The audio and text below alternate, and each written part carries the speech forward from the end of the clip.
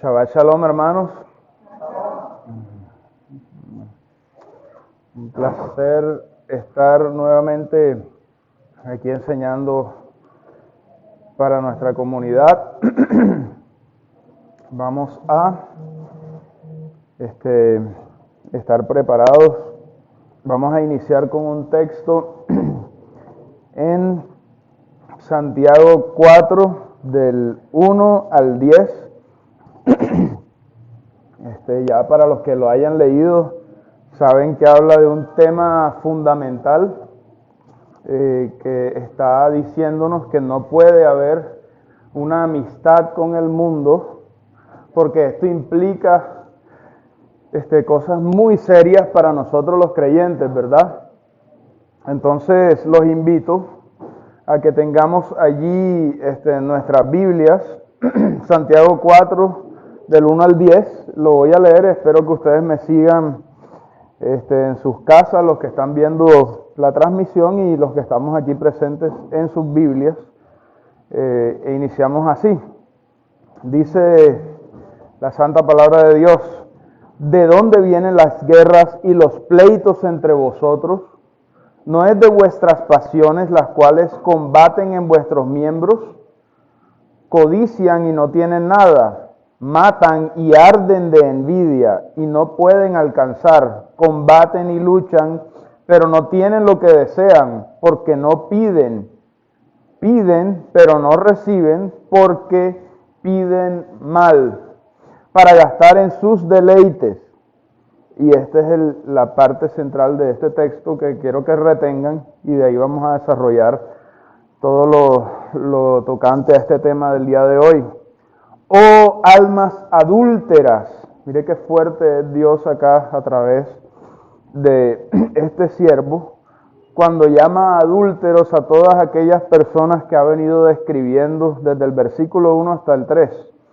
¿No saben, o acaso no saben, que la amistad del mundo es enemistad contra Dios? O sea, esto es una ley que no pueden mantener. O sea, ustedes no pueden ser amigos del mundo y al mismo tiempo amigos de Dios. ¿Por qué? Vamos a ver qué dice la Biblia. Cualquiera pues que quiera ser amigo del mundo, inmediatamente se constituye enemigo de Dios. ¿O acaso piensan que la Escritura dice en vano: el Espíritu que Él ha hecho morar en nosotros nos anhela celosamente? Pero Él da mayor gracia. Por esto dice: Dios resiste a los soberbios y da gracia a los humildes. Sométanse pues a Dios, resistan al diablo y Él huirá de vosotros. Acérquense a Dios y Él se acercará a ustedes. Pecadores, limpien las manos, y ustedes los de doble ánimo purifiquen sus corazones. Aflíjanse y lamentense, llórense, y su risa se convierta en lloro y vuestro gozo en tristeza. Humíllense delante del Señor y Él los exaltará. Claramente el verso está hablando a personas que creían que podían estar en los dos bandos al mismo tiempo, que podían decir: yo soy creyente y de repente por acá voy a hacer las cosas contrarias a un creyente, ¿verdad? Pero entonces el Señor nos está diciendo: tú no puedes estar feliz de esa manera si eres un creyente verdadero. ¿Por qué? Porque tienes que saber que si eres amigo del mundo, Dios no te va a mirar como amigo tuyo, aunque tú creas que si eres amigo de Dios. No puedes andar, y ejemplo, porque esto no solamente involucra las fiestas, que muchas veces las repetimos acá, pero un ejemplo, tú no puedes andar, y eso es un texto que podemos revisar más adelante en Corintios, lo dice las Escrituras: bebiendo de la copa del Señor. Vamos a hablar específicamente de las copas de Pesas, ¿verdad?, la cual el Mesías levantó y dijo: de estas 4 copas, esta representa mi sangre que será derramada por ustedes. Ustedes no pueden andar: no, yo celebro Pascua, yo, gloria a Dios, y de repente por acá tomando de la copa de los demonios, dice las mismas Escrituras. O sea, esa era una forma de vida que llevaron unos personajes antes de ustedes y hasta el día de hoy la palabra de Dios sigue vigente porque al día de hoy también ocurre, ¿verdad? Hay algunos famosos llamados ecuménicos que se denominan así, ¿no? Todos los caminos llevan a la misma parte, al mismo Dios, por lo tanto, yo puedo adorar a Dios un día aquí y otro día yo puedo ir delante de los ídolos a hacer el mismo culto al único Dios, porque como es un Dios y todos los caminos llevan a Él, no importa cuál camino yo tome, Dios igual me va a recibir. Pero Dios en su palabra, si estamos hablando del Dios de la Biblia, que es el único Dios verdadero, conforme al testimonio de las Escrituras y también con lo que Dios dejó ver a través de la historia, por medio de las profecías, por medio de los hallazgos arqueológicos, hay todo un mundo también de validación de la Escritura a través de la historia, ¿verdad? Ese no es nuestra área en el momento, pero sepan que sí existen. Muchas veces la Biblia han tratado de destruirla muchas personas, pero la historia misma y el tiempo y los hallazgos arqueológicos terminan dándole la razón a la Escritura. Por eso es que al día de hoy ya el ataque cambió. Antes era la Biblia es mentira, Dios no existe. Ya no pueden decir eso, entonces el ataque ha cambiado. Del ataque que el mundo organizó, ¿cuál ha sido? Si tu verdad es verdad, la mía también. Ambas son válidas, podemos coexistir. Eso es lo que está pasando al día de hoy, ¿verdad? Y entonces todo es relativo, nada es puntual, no hay una verdad única, objetiva y real. Por lo tanto, tu verdad es verdad aunque sea contraria a la mía y la tuya también es verdad y eso es una falsedad. Nada más la lógica y la razón le dicen a ustedes que si algo ya está determinado, por ejemplo, esta pared es blanca, ¿cierto? Entonces yo no puedo decir que esa pared es blanca y es negra al mismo tiempo, o blanca y roja, o blanca y azul. Usted la ve blanca y es blanca y se quedó blanca, ¿cierto? La misma palabra de Dios, que es verdad eterna, nos da testimonio de estas cosas. Entonces tenemos que definirnos. Dios nos dice, no te engañes. El final de esto es, si tú estabas feliz viviendo una vida hipócrita, una vida de doble ánimo, tienes que saber, pecador, todos somos pecadores según la Biblia, no estoy diciendo que aquí santos y no santos, todos son pecadores según las Escrituras, pero Dios hace un llamamiento aún a esas personas al arrepentimiento. Él no dice, como eres hipócrita, te sentencio al infierno, no. Él dice, eres hipócrita, te lo dice a la cara, pero te lo dice con el único fin de que reconozcas tu pecado y vengas a Él a pedir perdón, a pedir sanidad, a pedir limpieza y Él te la dará. Eso es lo que dice. Voy a volver a leer el versículo 7 y dice así, sométanse pues a Dios, resistan al diablo, o sea, no coqueteen con Él. Él huirá de ustedes. Y si se acercan a Dios, Dios se va a acercar a ustedes. Lo que está hablando es reconciliación, no está hablando de desechar a nadie. Entonces dice después, pecadores, limpien sus manos y ustedes los de doble ánimo, purifiquen sus corazones porque evidentemente está contaminado por esa idea peligrosa de que usted puede comer del árbol de la ciencia del bien y del mal y no va a pasar nada. Ustedes se acuerdan del relato de Génesis, ¿verdad? El día que comas del árbol de la ciencia del bien y del mal, ciertamente morirás. Puedes comer de cualquier otro árbol excepto de ese. Aléjate de él. Y dice Satanás, ¿quién les dijo que no pueden comer de ningún árbol? O sea, qué astuto, porque no estaba hablando, o sea, incluso hasta para engañar, él dice, ningún árbol para mantener la conversación. Nadie tiene que ponerse a hablar con el Satanás, con el enemigo, con el mentiroso. No, él no nos dijo que, Satanás, ¿qué hago? Ahí dice, resistan al diablo y él huirá de vosotros. Si se quedan jugando, ¿qué va a hacer? No, es que no eran todos los árboles, era solo este. Pero este árbol es lindo, es deseable. Mira, si tú te lo comes no te vas a morir. ¿Qué estaba diciendo Satanás? Dios es mentiroso.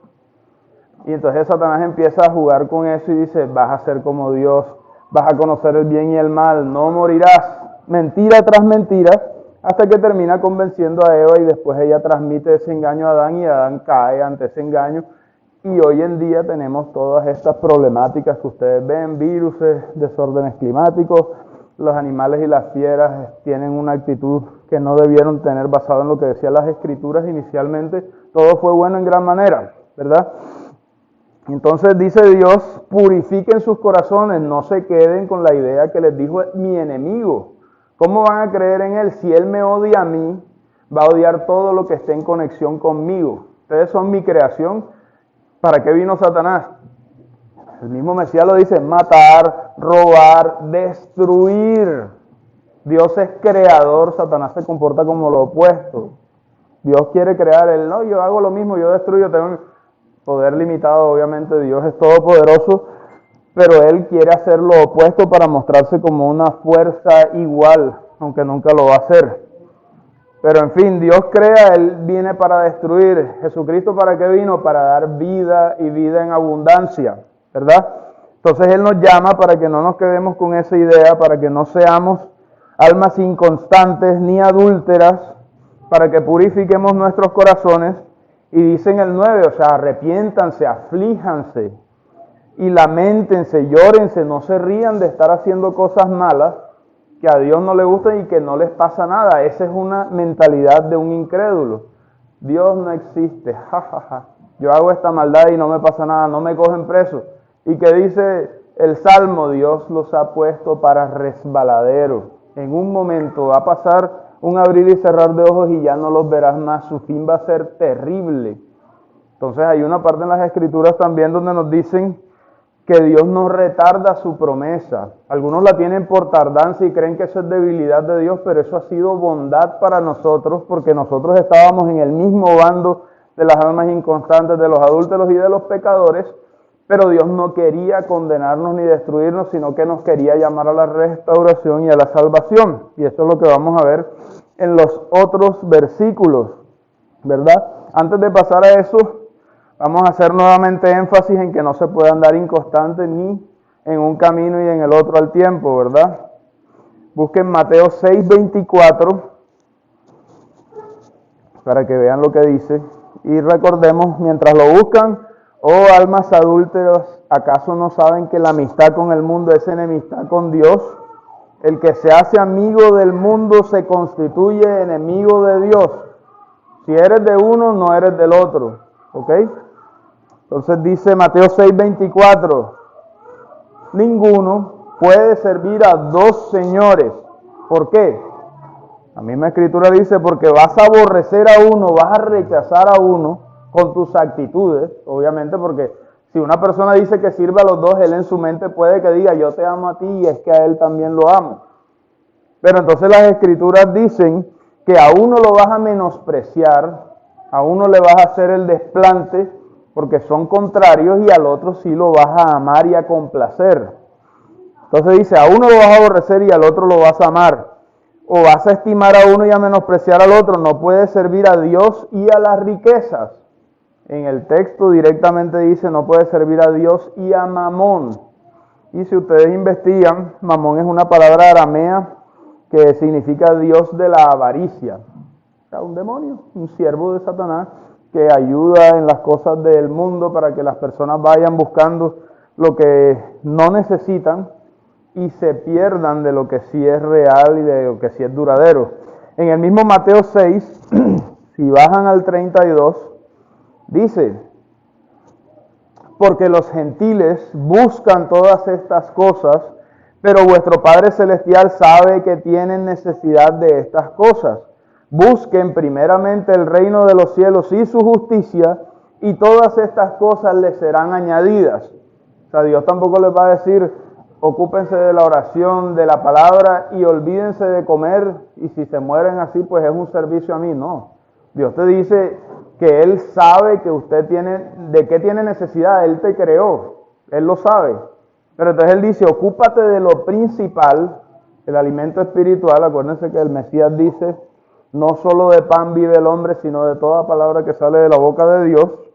Entonces Dios dice, búscame a mí, busca mi reino, que lo demás está allí incluido. Está, es secundario, pero está. En cambio, la mentalidad de los que están sin Dios es, necesito riquezas. ¿Para qué quieren riquezas? Para subsanar, para acolitar todos sus malos deseos de los cuales veníamos leyendo ahorita en Santiago 4. Vuestras pasiones que combaten en los miembros, la codicia, la envidia, la lujuria, todas estas cosas. Para eso es que quieren dinero. Si pudieran tener estas cosas libres, pues no buscarán el dinero, pero buscarán esas cosas que son contrarias a nuestro Padre, ¿verdad? Entonces, hay una disputa, que esto es algo que muchas personas que se cuestionan, pero es que ¿por qué si Dios existe hay esta maldad, hay estos asesinos, hay estas cuestiones? Porque las personas no se dan cuenta que están en medio de un campo de batalla espiritual. Es como si usted estuviera en medio de una guerra, están tirando bombas por todos lados, balas por todos lados, y usted dice, pero es que yo no entiendo por qué hay tanto peligro por qué es tan hostil el mundo. Pero es que ya hay un campo de batalla, o sea, eso no es momento para preguntarse eso, lo que tiene es que buscar cubierta y clamar a Dios, ¿verdad? Entonces, esa disputa está desde la misma caída del hombre, del ser humano, de la comunión con Dios. Entonces, les invito a que busquen Génesis 22:18 para que veamos cómo ya la palabra enseguida dijo, hay guerra, estamos en un ambiente hostil. Cuídense, nos dice a nosotros los creyentes, yo los mando como ovejitas en medio de serpientes, cuidado. Hay peligros, hay riesgos, hay tentaciones, etcétera. No estás en un ambiente seguro. Sin embargo, mi espíritu, mi poder te va a garantizar una paz que sobrepasa todo entendimiento. Y si yo lo considero, dice el Señor, yo voy a actuar para que nada te toque. Y si te toca, no te preocupes, estás escrito en el libro de la vida y allí sí vas a experimentar lo que yo creé antes de la caída y mucho mejor todavía, todo bueno en gran manera, ¿verdad? No habrá más llanto, no habrá más clamor, no habrá más dolor, pero esa es otra instancia de la creación. Digamos que hay tres fases, la fase inicial, y creó Dios todas las cosas y todo fue bueno en gran manera. Hasta allí, todo bien. Después llegó Adán y Eva y la caída, entonces dijo, y la tierra fue maldita por causa del hombre, y entonces ahora las espinas y cardos te producirán el trabajo, la mujer va a parir con dolores, hay una enemistad, que es lo que vamos a leer ahora, vamos a leerla de una vez. Génesis 22:18 dice, en tu simiente serán benditas todas las naciones de la tierra, por cuanto obedeciste a mi voz. Aquí hay una simiente, tenga eso en la mente y retrocedan a Génesis 3:15 ahora sí. Porque esta simiente, en esa simiente hay bendición para toda la tierra, solo en ella. Esa simiente ya sabemos que es el Mesías, es Cristo, ¿verdad? Nos lo dice el apóstol Pablo. Ahora miren Génesis 3:15, dice, pondré enemistad. Hay una guerra, hay una pelea, hay una disputa inmediata. No puede haber que estés amigo de los dos. Enemistad entre ti y la mujer, entre tu simiente y la simiente suya. Esta te herirá en la cabeza y tú le herirás en el carcañal. Es una pelea a muerte.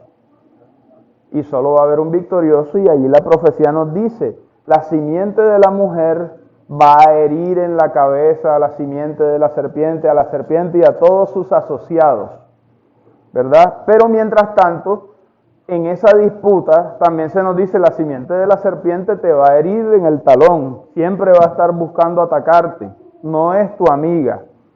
Entonces dice ahora, los invito a Juan 17:21,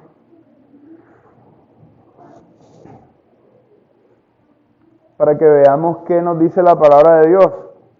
Es una confrontación porque usted tiene que saber en qué lado está.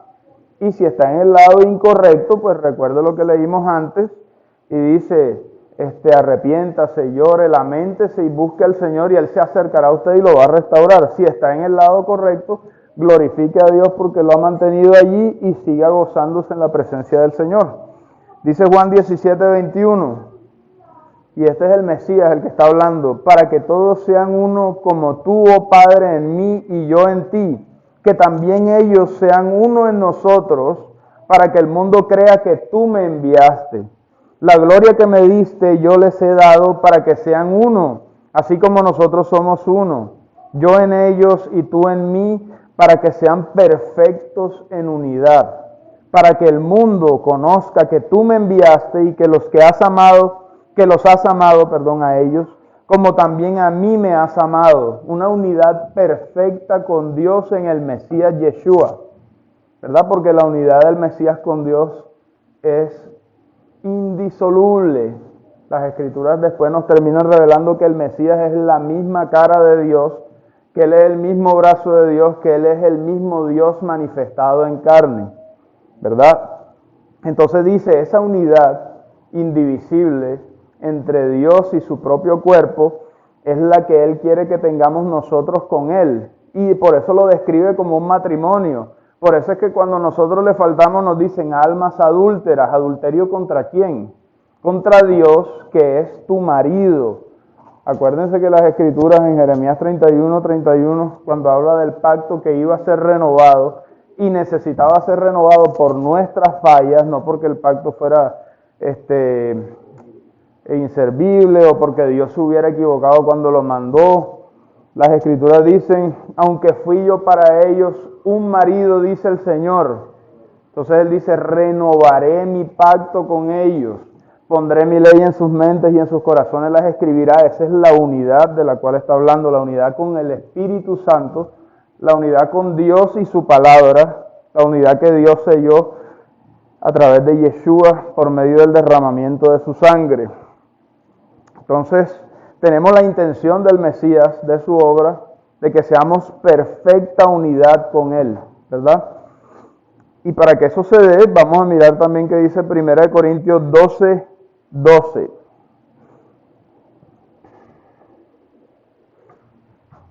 Vamos a darles un tiempo para que lo encuentren. 1 Corintios 12, hermana. Búsquenlo y me avisan cuando ya lo tengan. 1 Corintios 12. Entonces, vamos a empezar a leer. Dice así: porque así como el cuerpo es uno y tiene muchos miembros, dedos, manos, brazos, ojos, pero todos los miembros del cuerpo, siendo muchos, son un solo cuerpo, así también el Mesías. Porque y ahora brínquense hasta el versículo 13, para no leer tanto, tener más tiempo. Dice el verso 13, porque por un espíritu fuimos todos bautizados en un cuerpo, sean judíos o griegos, sean esclavos o libres, y a todos se les dio a beber de un mismo espíritu. No es diferente el Espíritu Santo que tiene el hermano, que el que tiene la hermana, que el que tengo yo. Es el mismo Espíritu con el cual el Mesías fue resucitado al tercer día. El mismo Espíritu que inspiró a los profetas, que inspiró a los apóstoles, que nos produjo las Escrituras, las Sagradas Escrituras.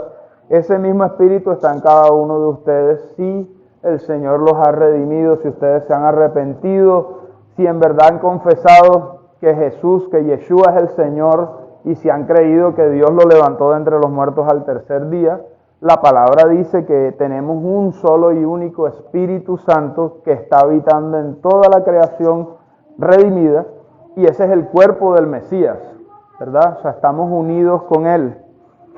Entonces, somos del Mesías y somos miembros cada uno en particular de ese cuerpo.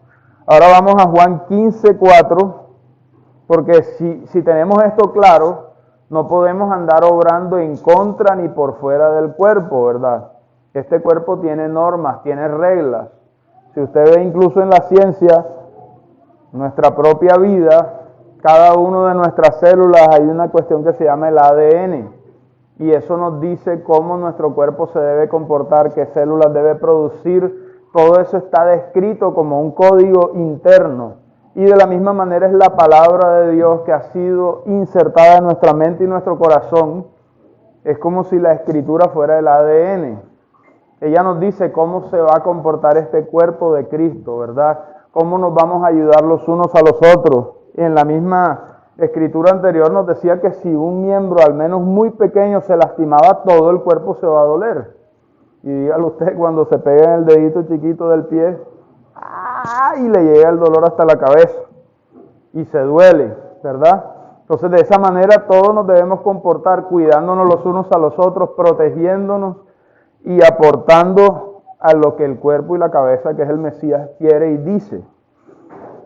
Ahora estamos en Juan 15:4 y el Mesías nos dice: permaneced en mí y yo en vosotros.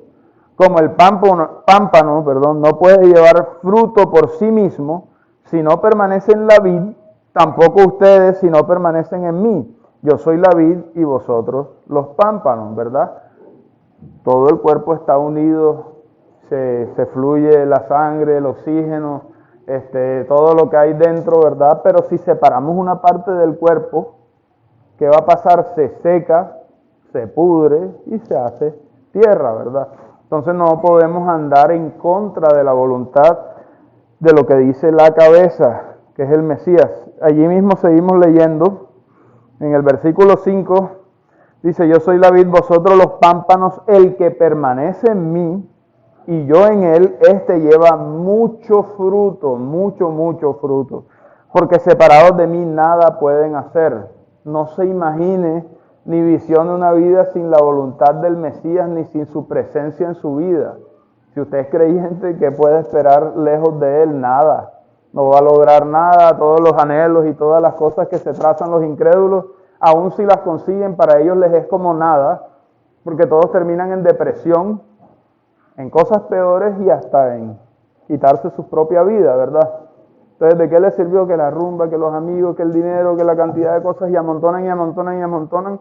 Y sin Dios no les sirve. Es que les queda hasta debiendo vida y terminan ellos renunciando a su propia vida porque no pueden satisfacer su vacío interno. Solamente Dios puede hacer eso. Entonces, ahora busquen Efesios 2:2. Me avisan cuando lo tengan ya. Agua.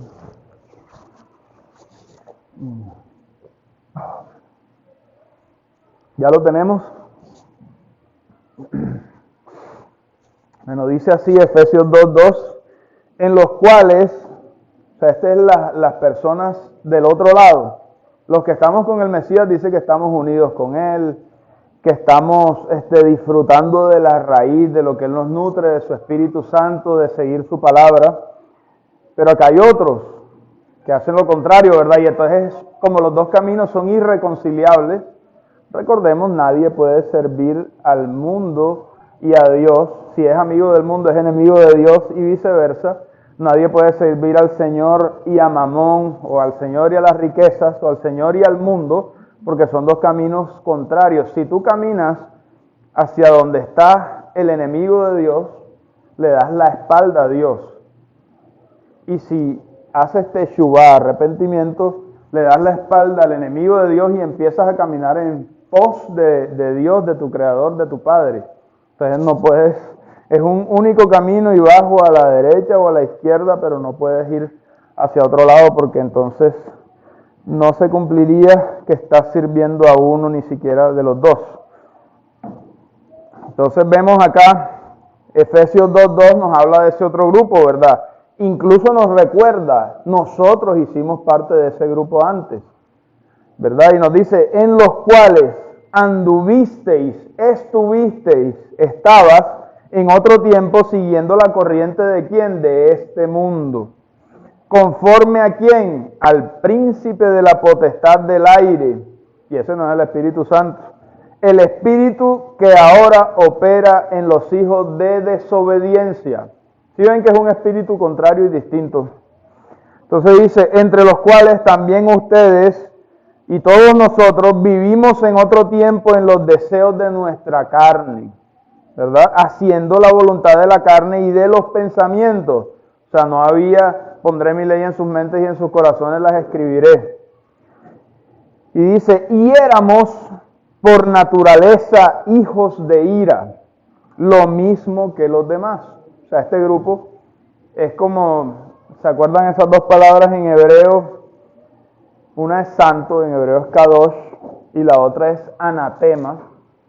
Ambas palabras significan que están grupos separados. La diferencia es para qué.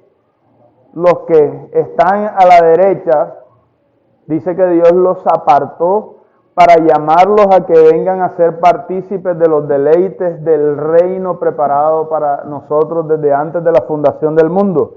Los de la izquierda también están separados, delimitados, pero para destrucción. para ser echados en el lago de azufre y de fuego, que es la segunda muerte, y que esta estaba preparada para Satanás y sus ángeles. Por eso es que le digo, no se engañen, no pueden estar en esos dos caminos. O vamos para el reino de los cielos y su justicia, o vamos al lugar de destrucción que el Señor Dios Todopoderoso preparó para hacer juicio final.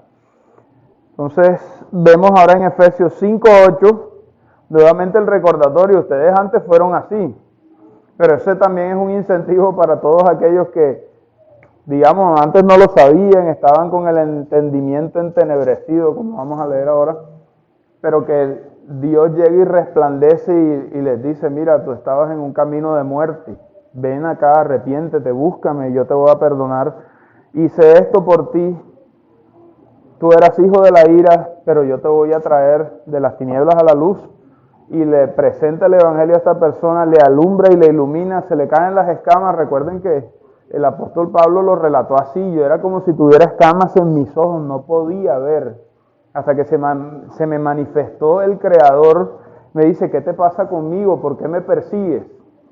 ¿Quién eres tú, Señor? Yo soy Yeshua, yo soy el Señor. Y él enseguida cayó a tierra y su vida cambió drásticamente de ser un perseguidor y un asesino a ser uno de los siervos que más expandió la palabra del Señor en medio de nosotros los que veníamos de origen gentil. Entonces vamos a leer Efesios 5:8. En otro tiempo erais tinieblas, mas ahora sois luz en el Señor, no en nosotros mismos. No es que ustedes tienen una luz interna y tal. Eso de la nueva era es un engaño para que usted no busque el arrepentimiento, ni la purificación, ni la limpieza. Si usted ya creía que inherentemente era luz en sí mismo, la única luz que tenía era la de Lucifer, lamentablemente, que es un ángel que se disfraza de luz, porque él renunció, fue echado de donde estaba antes, ¿verdad? Entonces aquí dice que somos luz en ¿quién? En el Mesías, en Yeshua. No le dé pena decirlo. Dice, mas ahora sois luz en el Señor, en virtud de Él. Él es la luz, nosotros no somos la luz, pero somos testigos de la luz. ¿Se acuerdan de eso, verdad? ¿Quién lo dijo? Ok. Entonces dice, como ahora somos luz en el Señor, ¿qué se nos dice? Andemos como hijos de luz, porque el fruto del Espíritu es toda bondad, justicia y verdad, comprobando lo que es agradable al Señor. ¿Qué es lo que a Dios le agrada? Me pregunto yo. ¿Qué le gusta al Mesías? ¿Al Mesías le gusta Navidad, Halloween, todas esas cosas? No.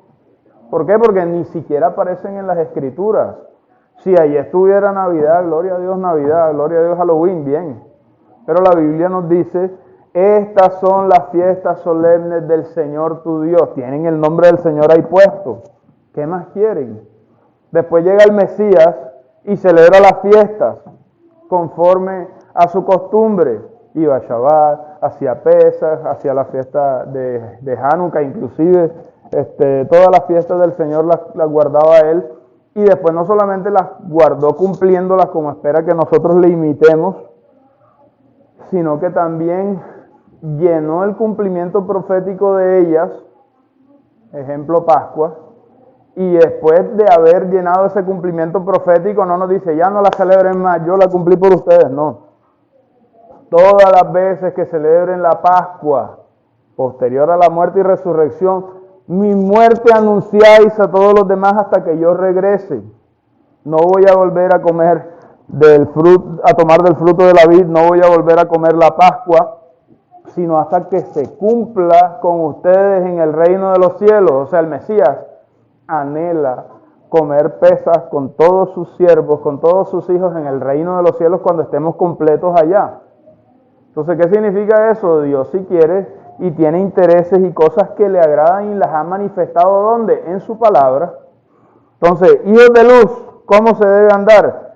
Comprobando lo que es agradable a Dios. ¿Dónde se comprueba? En la palabra con los mandamientos, en lo que el Mesías mostró con su ejemplo, y después, si queremos ir más allá y tomar un texto, el que me ama, mis mandamientos guarda. O si quiere coger otro texto, el que dice que le ama debe caminar o andar como él caminó o anduvo. ¿Cómo caminó? Obedeciendo los mandamientos. Y todo eso es posterior a muerte y resurrección. No me vaya a decir que el ejemplo del Mesías solo servía para la muerte y resurrección y de ahí para adelante ya eso no sirve y entonces tenemos que inventar nuevas cosas. No. Las Escrituras dejaron claro el testimonio y voluntad de Dios para sus hijos. Y está establecido en las Escrituras y Dios espera que nosotros guardemos todas estas cosas para glorificarlo a Él. Nadie está hablando aquí de salvación, porque no quiero que malinterpreten. Es que lo que pasa es que legalistas, que son judaizantes, no tienes que hacerte judío para ser salvo, no tienes que guardar mandamientos para ser salvo, ese no es el tema. Está claro, ¿cierto? Entonces, pero entonces, ¿por qué? Si me amas, guarda mis mandamientos. Mis mandamientos no son gravosos, el Señor se deleita en ellos, son su delicia. Y Él los comunica, los comparte, los transmite a nosotros, los hijos de Él, y de esta manera se glorifica su nombre, porque todos ellos son producto de Él. Moisés no se los inventó. ¿Ok? Entonces vamos a decir y a continuar. Dice, comprobemos lo que es agradable al Señor. Después dice el verso 11, no participes en las obras infructuosas de las tinieblas. Ojo con esto, ¿verdad? Porque vamos a un ejemplo práctico que es más fácil entenderlo así. El Halloween. La mayoría de las congregaciones, sí, eso es del diablo, eso es malo. Correcto. Eso es una fiesta pagana, no solamente pagana, sino idolátrica de los celtas y unos druidas por allá que hacían cuestiones y hasta sacrificios para alejar a los espíritus o acercarlos, comunicarse con él. Una cantidad de cosas evidentemente malos, fácil de desechar, ¿verdad? Porque eso es como decir un árbol de frutos venenosos solamente. Entonces, tú ves eso y no, eso está podrido, huele a feo, nadie se lo va a comer. Pero hay otro que es más peligroso y es cuando está bien con mal revuelto, ¿verdad? No, lo que pasa es que el día de los angelitos, ¿de dónde viene eso? Entonces, porque a los ángeles, en la Escritura nos hablan de dos grupos de ángeles, los que siguieron al Señor y los que fueron engañados, la tercera parte que Satanás engañó y se trajo, ¿verdad? Y ahora se les conoce como los demonios, ángeles caídos. Pero cuando uno dice ángel, pues uno se imagina a los ángeles buenos. ¿No? Que yo disfrazo a mi niño de angelito en esta fecha específica. Bueno, ¿de dónde salió esa fiesta? Porque bíblica no es, ¿verdad? Entonces usted se pone a investigar, ¿no? Que esa fiesta es de origen católico. ¿El catolicismo de dónde lo sacó? El catolicismo es famoso por traer fiestas paganas y cristificarlas o santificarlas o vestirlas de Biblia y traérselas a sus seguidores, ¿verdad? Entonces de ahí venía la fiesta que viene en conjunto con esta otra fiesta de Samhain, que es de donde viene Halloween, y de ahí salió. ¿Por qué? Porque los del paganismo decían que en esa fecha, que era el fin de la cosecha, el mundo de los muertos y el mundo de los vivos, su pared como que se borraba y los muertos se venían para acá, y por eso es que salían los niños disfrazados de los mostricos esos y las brujas. Y entonces allí fue que ellos dijeron, bueno, vamos a aprovechar ese empuje y vamos a revolverlo con algo supuestamente cristiano. Entonces, no, los mártires, pan, y los fusionaron, pero intencionalmente en la Biblia no está, ¿verdad? Y de la manera que Dios nos dice, esas cosas son infructuosas, no van a producir el efecto deseado. Si es que el efecto era que los paganos se vinieran para acá, lo que hicieron fue tener paganos disfrazados de cristianos, dentro del catolicismo estoy hablando, y las Escrituras nos dicen, no participemos de obras infructuosas provenientes de las tinieblas, ¿verdad? Sino más bien reprenderlas. ¿Por qué hay que reprenderlas?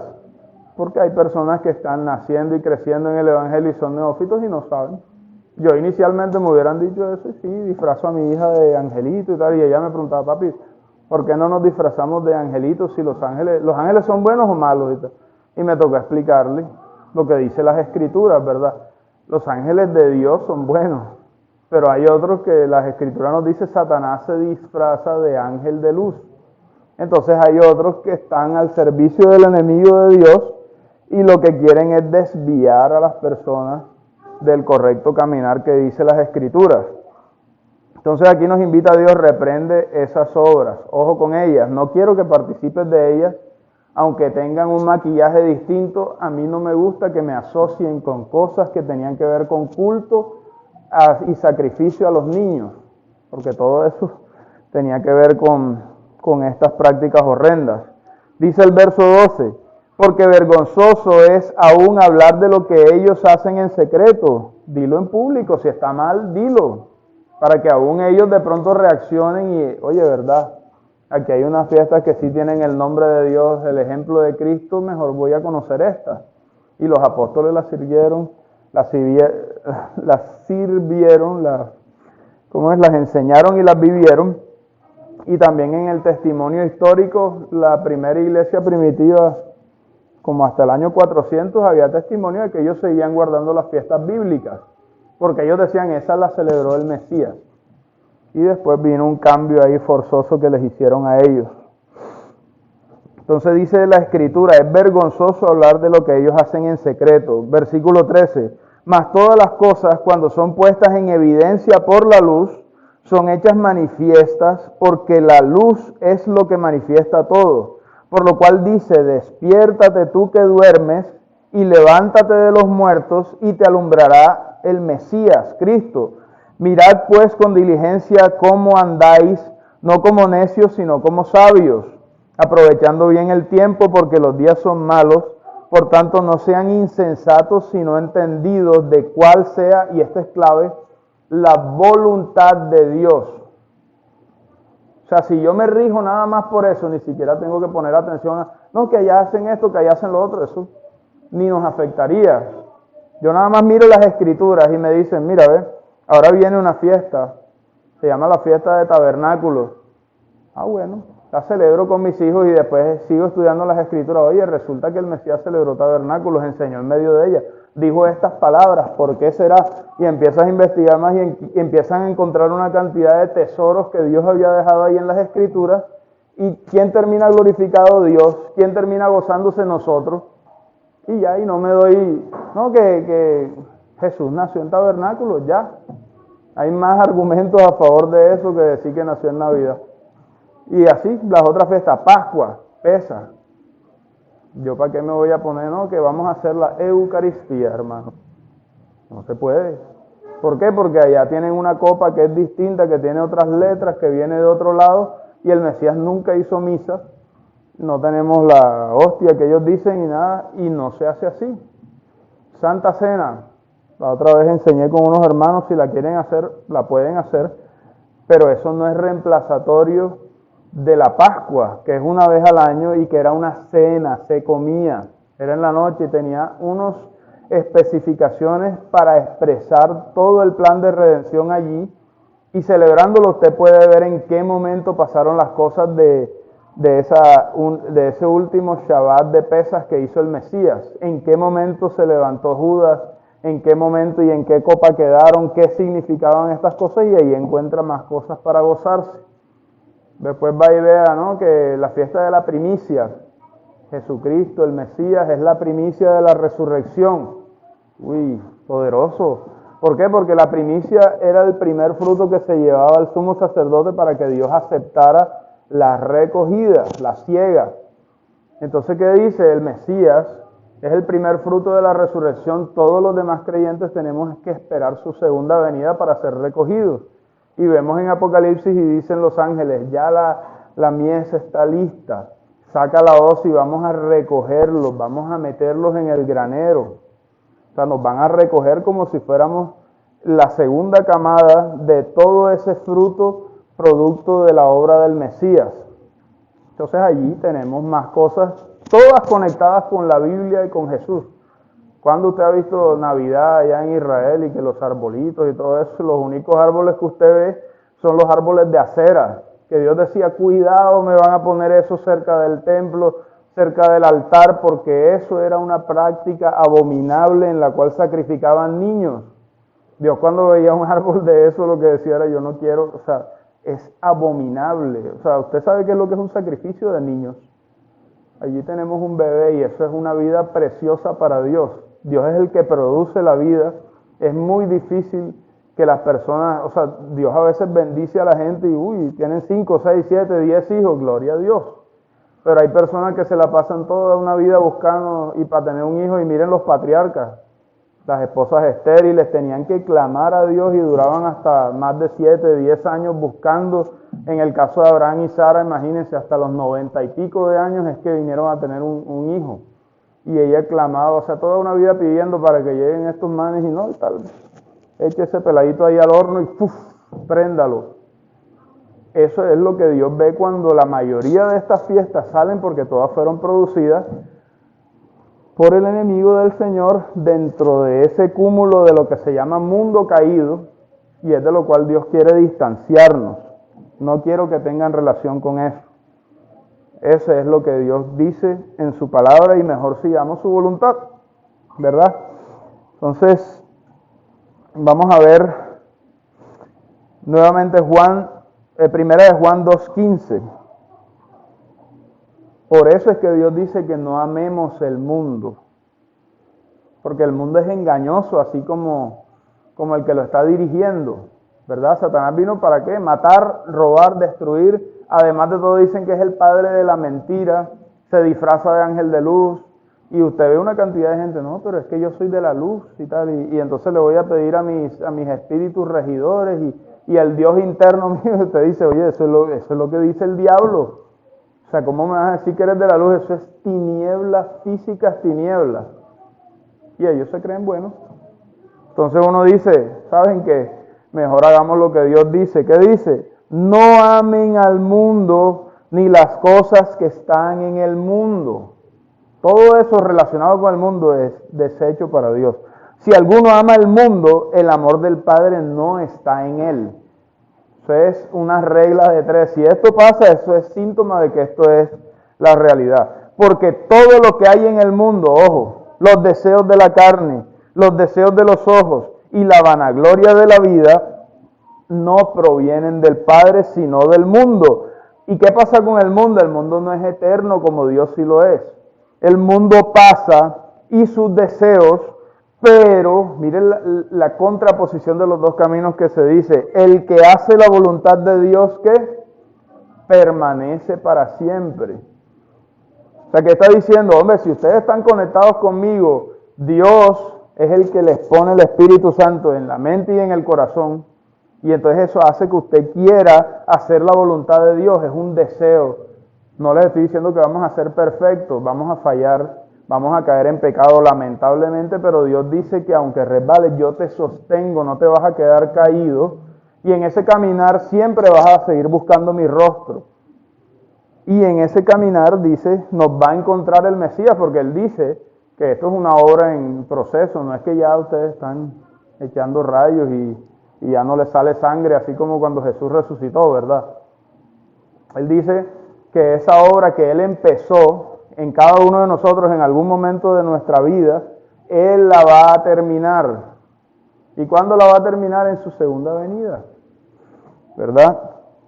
Entonces, vamos a ver 2 Corintios 4, del 2 al 4.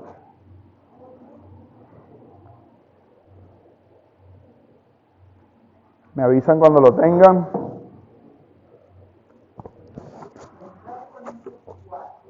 Sí, hermana, 2 Corintios 4, del 2 al 4.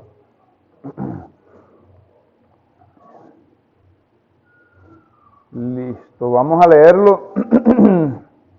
Dice así: antes bien, renunciamos a lo oculto y vergonzoso, no andando con astucia. ¿A qué se refiere? Porque es que hay unos que son muy vivos y dicen, uy, sí, yo aquí me presento así, pero por allá ando y hago esto y lo otro y no pasa nada. O sea, renuncia a eso, eso es vergonzoso, eso es oculto. ¿Para qué va a tener una doble vida? Si es así, diga, no, yo renuncio a Cristo, nunca estuve en Él y vaya para afuera. Pero ¿qué dice? Aquí dice lo contrario, renuncia a eso mejor. No ande con astucia ni adulterando la palabra de Dios, porque algunos también quieren torcer las escrituras como para justificar sus caminos. Y entonces dice, sino por la manifestación de la verdad, recomendándonos a toda conciencia humana delante de Dios. Pero si nuestro evangelio está encubierto, entre los que se pierden está encubierto, en los cuales, mire esto, el Dios de este siglo, Dios con D chiquita, ojo, y siglo lo puede intercambiar por mundo, el Dios de este mundo o siglo, ¿qué ha hecho? Por medio de todo el andamio que Él mismo propuso en este mundo, ha cegado el entendimiento de quienes, porque el enemigo no se puede meter con los creyentes. Él cegó el entendimiento de los incrédulos, para que no les resplandezca la luz del evangelio de la gloria de Cristo, el cual es la imagen de Dios. Entonces mire esto, y mi esposa puede ser testigo, a veces nosotros les hablamos a amigos, personas cercanas, esto es malo, esto sí, está claro, ¿verdad que es malo? La Biblia lo dice sí, y al rato sacan la conclusión contraria y ella me dice, oye, pero qué raro, ¿por qué no pueden entender? Es espiritual. Como les decía yo, hay dos fuerzas opuestas, una diciendo la verdad y la otra diciendo la mentira y las tinieblas. Entonces, claro, a estas personas todavía no les ha alumbrado el Evangelio de Cristo, el poder de Dios directamente, que eso no lo podemos hacer ni usted ni yo. Nosotros cumplimos con predicar y compartir la palabra del Señor. Dios es el que hace la obra cuando Él determine, como Él quiera, porque Él lo dice en su palabra, cuando caiga la palabra como rocío, ella hará, la palabra hará todo para lo cual yo la haya enviado. Y la palabra de Dios sabemos nosotros así, igual misma, o de igual manera, como el Evangelio puede servir para justificar o perdonar y también para condenar, ¿verdad? Porque la palabra de Dios deja todo en evidencia y ya Dios actuando en el corazón de la persona puede hacer que una persona se arrepienta o si no que se ensoberbezca y se endurezca y no quiera. Eso no es así o etcétera. Pero ya eso es una cuestión entre Dios y la persona, eso es personal. Nosotros llegamos hasta la prédica y presentamos el Evangelio, las evidencias de Él en nuestras vidas y ya Dios y la persona, ahí ya eso queda en lo íntimo, vamos a decirle así. Entonces veamos 1 Juan 5:19 para que nuevamente recordemos por qué Dios nos dice, es que no amen el mundo. Este mundo está condenado a ser destruido. La Biblia dice, Apocalipsis, cuando ya todo es bueno, dice cielo nuevo y tierra nueva. Todas las otras cosas pasaron. Y Él nos lo había dicho, el mundo pasa y sus deseos, la voluntad de Dios y el que la hace permanecen para siempre. Ahora veamos esto. 1 Juan 5:19, verso corto, dice, sabemos que somos de Dios. Pero ¿qué dice después? Y el mundo parcial, el 50% del mundo, el 75% dice el mundo entero, no hay ni un pedacito que se salve, está bajo el maligno, bajo su, vamos a decirle, influencia, ¿verdad? Entonces, por eso no amemos al mundo, no lo anhelemos, no lo imitemos, no sigamos su ejemplo, fijémonos en lo que dice la palabra de Dios y ya. Así vamos a la segura. ¿Para qué nos vamos a poner? ¿Será que esto sí le gusta a Dios? Si no está en la Biblia, ¿para qué te pones con eso? O, ay, esto está un pedacito de Dios y otro. De pronto había una persona que nos decía, ay, pero es que el cerdo, si yo le leo la Biblia al cerdo y lo bautizo varias veces y todas las noches le rezo el salmo tal, ¿me lo podré comer después y tal? No, porque te puede hacer lo que quieras, pero las escrituras siguen diciendo, no te puedes comer este y este y este animal con nombres, pelos y detalles. Tiene la pezuña hendida, rumia. Entonces, si le falta alguna de esas dos condiciones, o si no tiene ninguna de las dos, no se puede. La Biblia va a seguir diciendo lo mismo, ¿verdad? Aunque externamente querramos adornar y hacer esto. O no, lo que pasa es que otra persona una vez me decía, si hay un impedimento y estamos en una isla y yo vivo con una muchacha y entonces no hay quien nos case, ¿cómo vas a estar pensando en matrimonio? Estás en una isla, te vas a morir, tienes que buscar supervivencia y salir por otro lado. Pero ¿qué estaba buscando con esos ejemplos? Justificar la inmoralidad sexual o fornicación. ¿verdad? Pero la Biblia sigue diciendo, no fornicarás.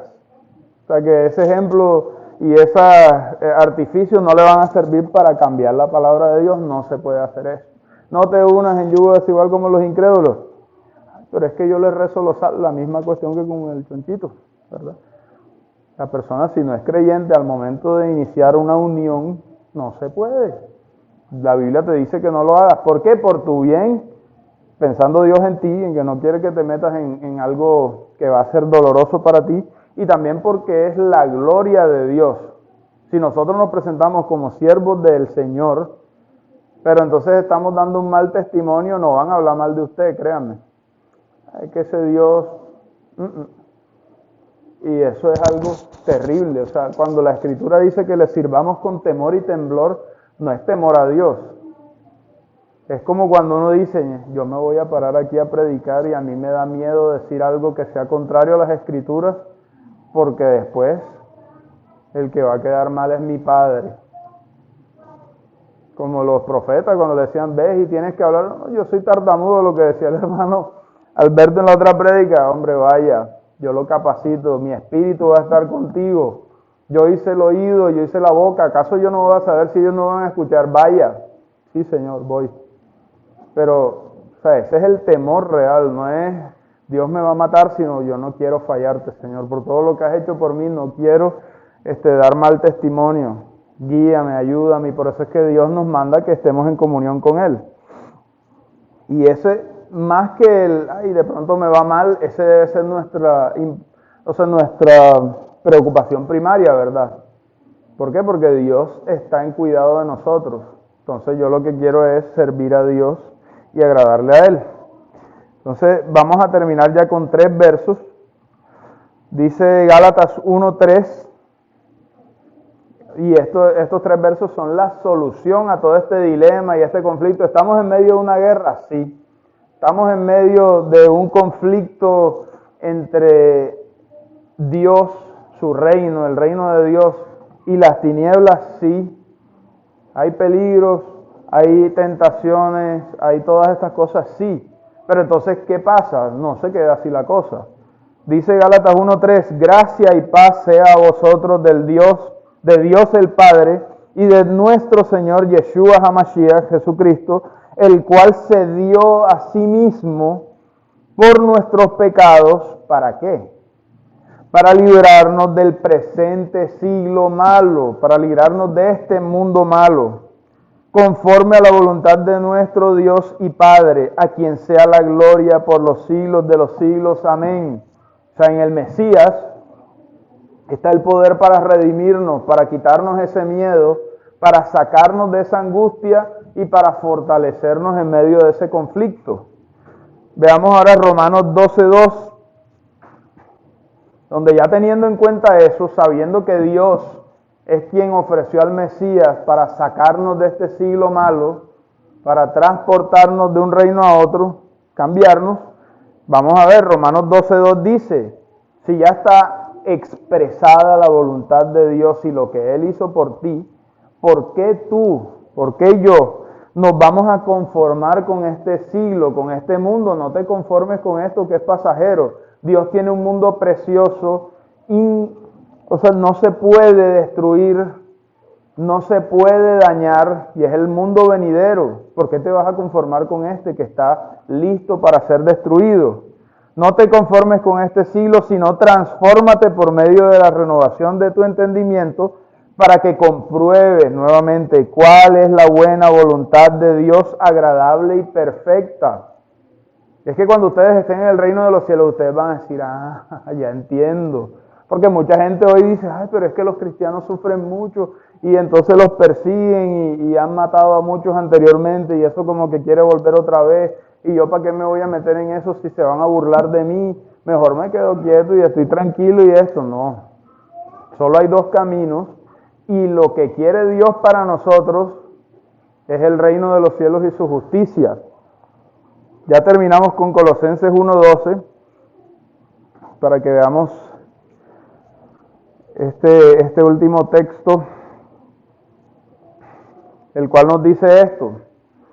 con gozo, dando gracias al Padre que nos hizo aptos para participar de la herencia de los santos en luz, mire esto, el cual nos ha librado de la potestad de las tinieblas y trasladado al reino de su amado Hijo. O sea, esto es hermoso, en quien tenemos redención por su sangre, el perdón de pecados.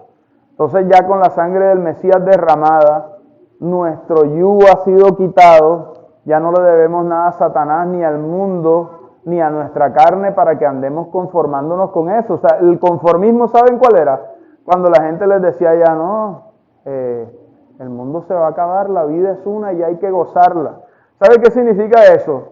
No tenemos esperanza, nos vamos a morir, vamos a desaparecer, por lo tanto aprovecha el último momento de tu vida haciendo las cosas más malas que puedas, porque no hay ni castigo ni Dios en el mundo.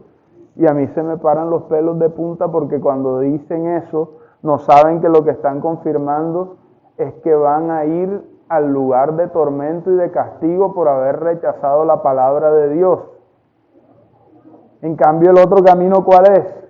Yo puede que sufra igual que los otros, puede que no. ¿Se acuerdan los amigos de Daniel en Babilonia? Yo no me voy a arrodillar ante ese aparato allá, ese ídolo. Si quieren, échenos en el horno. Dios nos puede librar, es cierto, y si no nos libran, no nos importa. A la candela iremos y después Él nos resucitará. Esa es la actitud del creyente. Si sufro, Dios me da la fortaleza para soportarlo, mis hermanos me consolarán, no sé qué va a pasar, pero estoy en las manos del Señor. Si me muero, como dice el apóstol Pablo, es como un abrir y cerrar de ojos. Para mí, el morir es ganancia y el vivir es el Mesías. Y si Dios me libra, pues hombre, veo un milagro más de los que Él me está prometiendo al final. Gloria a Dios, me gozaré, lo compartiré y servirá también de testimonio. Eso es. Entonces, hermanos, hasta aquí la enseñanza. Vamos a darle gracias al Señor, vamos a orar y vamos a tener también una presentación de un nuevo hermanito aquí en la comunidad. Así que, Padre, te damos gracias por tu misericordia, por tu amor, por tu perdón, por tu infinita bondad, Señor, porque has tenido guardadas estas delicias a tu diestra para siempre, Señor, con las cuales nos estás sustentando aún el día de hoy, y las que tienes guardadas, Señor, para tu segunda venida, en la cual vas a quitar la muerte, el dolor, el llanto, Señor, y todo lo que esté opuesto a tu palabra, Señor. Te bendecimos, te glorificamos y anhelamos tu venida, Señor. Te pedimos que con tu Santo Espíritu permitas que estas palabras tuyas queden guardadas en nuestra mente y en nuestros corazones, Señor, y que tú empieces a actuar en cada uno de nosotros para que nos dispongamos a vivir como hijos de luz, para que dispongamos, Señor, nuestros corazones y mentes y también nuestro actuar para andar conforme a tu palabra, Señor. Seas tú veraz, como dice tu palabra, y todo hombre mentiroso, preferimos seguirte a ti y servirte conforme a lo que tú nos das. Así que guíanos, instrúyenos, fortalécenos y guárdanos. En el nombre de Yeshua, nuestro Mesías. Amén.